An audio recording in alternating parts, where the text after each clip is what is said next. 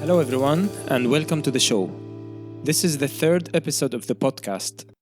In this episode, I will be discussing Islam and Macron's speech on it. I hope you will enjoy the episode, and without wasting time, la Oss Diskutere Islam. At the beginning of the last month, October, the French President Emmanuel Macron went to the public and announced his government's plan to fight what he called Islamic separatism. According to the man, the law actually aims to fight what he identifies as the favoring of religious laws over France's republican and secular values. He described Islam as a religion that is in crisis all over the world today. As a person who have an Islamic background, my first impression was, yes, that is true. The president keeps going to describe the plan and what it includes and says Islam in France must be freed from foreign influence. Well, here I have three things to discuss: Islam being in crisis, the plan, and the foreign influence. I started writing the script of this episode 2 hours before the events in Vienna, the Austrian capital, night of the 2nd of November. And it is ironically enough that this very awful terrorist attack helped me to focus and have concrete ideas on how Islam is now in crisis. This crisis has several different sides and different applications on Muslims and non-Muslims' lives, one of which, of course, is terrorism. Others like freedom of speech, women's rights, gay rights, and so on. Of course, we will never have the time to discuss everything, but I would like to talk a little bit about the terrorism side of the crisis. Every time a terror attack happens, whether it is one person's act or a group act, Muslims start to think, oh my God, is he or she one of us? And the odds are, yes, they turn to be Muslims. Not because Muslims do a lot of crimes, but because terrorists know how to terrorize people. It is not about how many people you kill, it is about where and how you do that. We have seen dozens of videos of ISIS fighters executing people. They focus a lot on how killing one person is enough to terrorize the whole world. On the other hand, hundreds or thousands of people are being killed every day, but these crimes never get to the media. They were not meant to terrorize the entire world. Now, every time a terrorist attack happens, start Muslims to say, well, this does not represent Islam. That does not represent Islam. And not only Muslims who say that, non-Muslim liberal politicians here and there keep saying that. This does not represent Islam. Well, what does represent Islam? One of the most misleading questions ever asked is Islam a religion of peace or war? It is both and neither of them. Islam is whatever Muslims make of it. What does that mean? Great states? Science? Philosophy? Muslims did all of that in the Middle Ages. Cruelty and suppressing human rights? They did that too. And it is not just Islam. All religions are actually what their followers make of them. Some may apply this on any ideology. Religions are in fact ideologies. To go a bit deeper, there is a not small amount of verses in Quran that promote violence, war, or whatever you want to call it.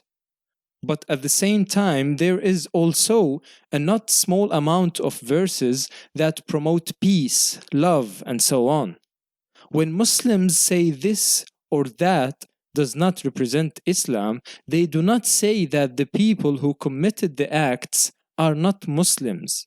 And yes, I agree, they do not represent Islam. No one and nothing actually represent Islam. because it is not a one concrete entity. It goes through the whole spectrum from right to left. Muslims keep saying and believing that there is only one true version of Islam, and they cannot show you that version. Some say it is the version of Middle Ages, and that is completely understandable because they look at the history of that era, and I'm not here to discuss whether this is a true or false history, but they look at the history which shows a great developed state. So yeah, it is an easy decision to say that was the true version of Islam. But it is not how it works. It is time for Muslims to accept the fact that religion, any religion, is subject to change. It is time to accept that there are multiple versions of Islam, one of which is the radical Islam, which we all should condemn. This is not easy, of course, because there is a huge overlap between the radical Islam and the version of Islam which normal and peaceful people believe in. It takes a lot of time and effort to reach this point where people can identify one version from another. Christianity did not move from the dark Middle Ages version to the 20th century version with a blink of an eye.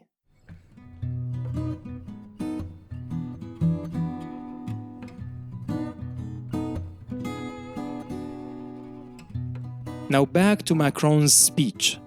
The plan he mentioned targets a parallel system in some areas in France. This system, according to his views, contradicts the values of the Republic. That is why they are proposing this plan, which mainly focuses on education. More specifically, private schools which provide religious education instead of normal education. So the plan is to make it obligatory to attend public schools and apply continuous control on private schools. Another point was on the religious organizations, mosques, and so on. The plan included applying a better control on the funding of these organizations. And this is a very valid point, I think, because not only in France, but in several other European countries where Islamic organizations and mosques receive funding from foreign countries or foreign private entities. So the staff of the mosque are actually receiving their salaries from foreign countries. Saudi Arabia, Qatar, Turkey, and God only knows who else provides funding for religious organizations in Europe. These countries and private entities never pay money without something in return. In the past 2 weeks, several journals here in Norway wrote on how some mosques in Norway are getting millions and millions of Norwegian krones coming from the Middle East. One last point of Macron's plan is the creation, with bold capital letters, of what Macron calls enlightened Islam, that suits the Republic. Here lies the problem, in my opinion. The demand for Islamic reformation coming from Muslims or people with Islamic background is a right.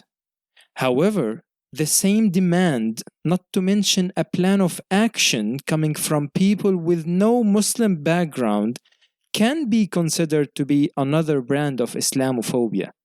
And notice, please, I'm saying demands and actions, not ideas and thoughts. That is a different story. Now, if this is the case with normal people, it is even worse coming from governments. And it is the worst when it comes from the French secular government. Article 1 of the French Constitution is commonly interpreted as discouraging religious involvement in government affairs, especially religious influence in the determination of state policies. It also forbids government involvement in religious affairs, and especially prohibits government influence in the determination of religion. Now, does having a plan to create enlightened Islam counts as an involvement of the government in religious affairs or not? You want a reformation of Islam to get a modern version of it? Well, I want that too. But this is not the way to do that. As a matter of fact, this leads to the exact opposite of the desired results. We saw the resentment Muslims all over the world showed reacting to this speech and the proposed plan. We saw also terrorist acts here and there. It is not just because the change is coming from the West. Governments in Saudi Arabia, United Arab Emirates, and Egypt proposed such plans earlier, but who would accept a religious change coming from authoritarian and totalitarian regimes? Religious reformation is not an easy process. It takes time, effort, and unfortunately, blood. Now, as we are talking about the French government, there is one idea that I am really interested to get to know if you agree on or not. Try to focus with me for a minute, and I should warn you that I'm going to use the word phenomenon a lot. In my opinion, the correct way to avoid the clash with religions is definitely not through banning all religious manifestations within governments and public institutions, as is the case in France.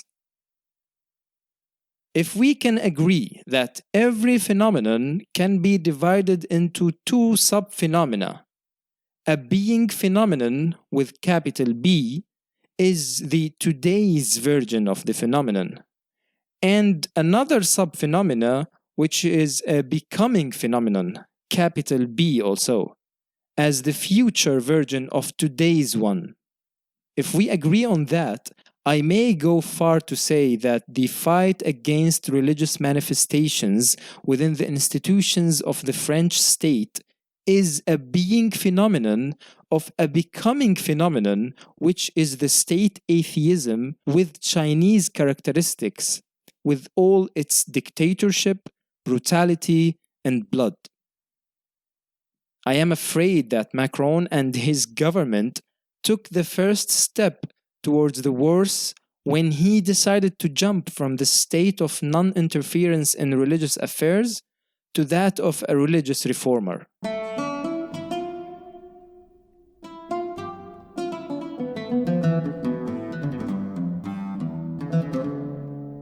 It is so often that we see a cartoon, a clip, or we read an article that is written in a sarcastic way about God, prophets, and other religious symbols, and absolutely nothing happens.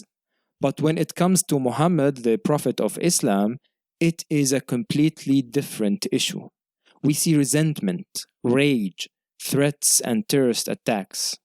For those of you who do not know, according to the Islamic doctrine, all prophets are equal.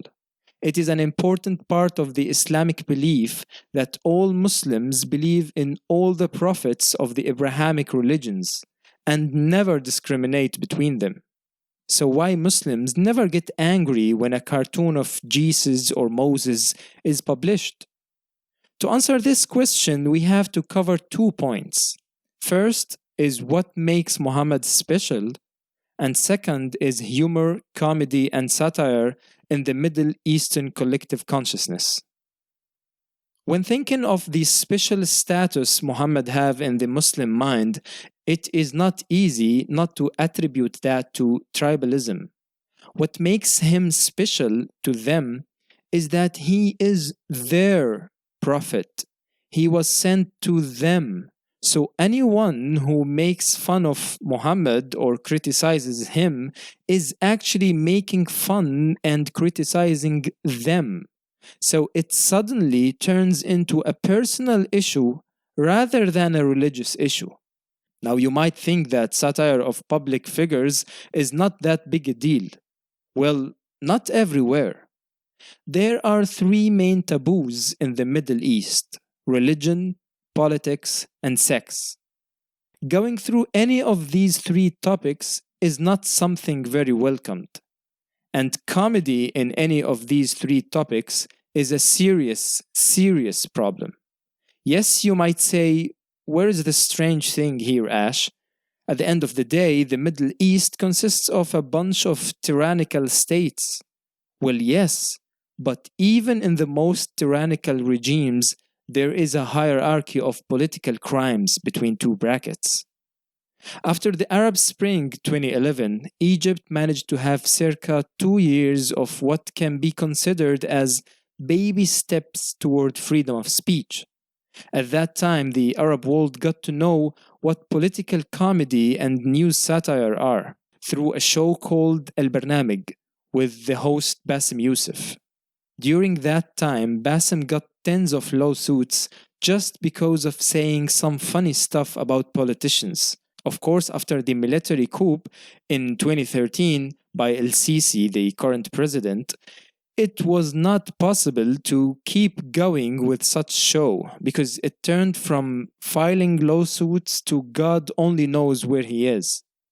What I want to say, and I'm repeating myself here, comedy targeting any of the three taboos is a serious, serious issue.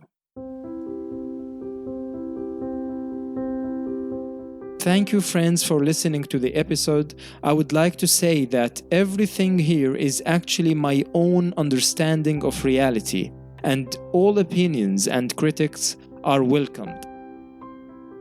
If you would like to contact me, please feel free to reach me via email at ashamalwani@gmail.com. It is ashhamalwany@gmail.com.